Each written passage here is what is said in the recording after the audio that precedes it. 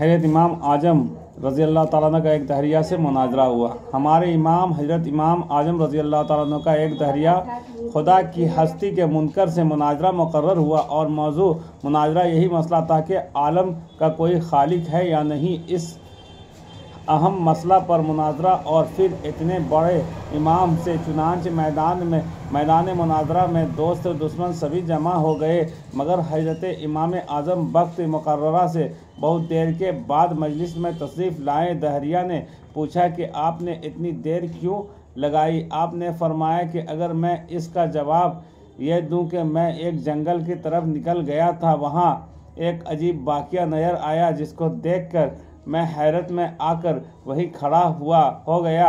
और वो वाक़या ये था कि दरिया के किनारे एक दरख्त था। देखते ही देखते वो दरख्त खुद ब खुद कटकर ज़मीन पर गिर पड़ा। फिर खुद इसके तख्ते तैयार हुए।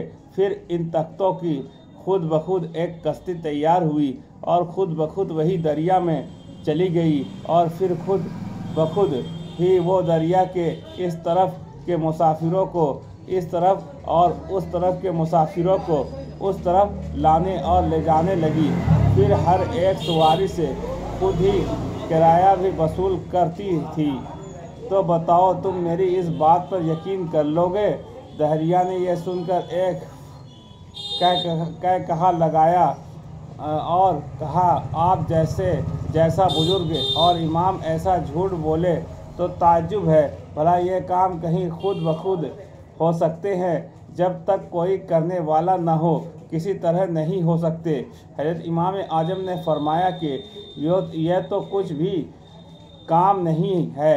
तुम्हारे नज़दीक तो इससे भी ज़्यादा बड़े बड़े आलीशान काम खुद ब खुद बगैर किसी करने वाले के तैयार होते हैं।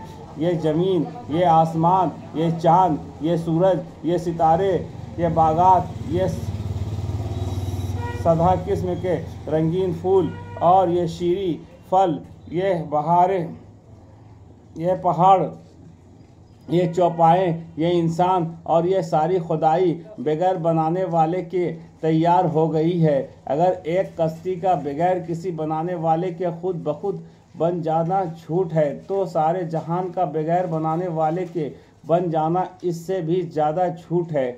दहरिया आपकी तकरीर सुनकर दम बखुद वह हैरत में आ गया और फ़ौरन अपने अकीदा से तायब होकर मुसलमान हो गया।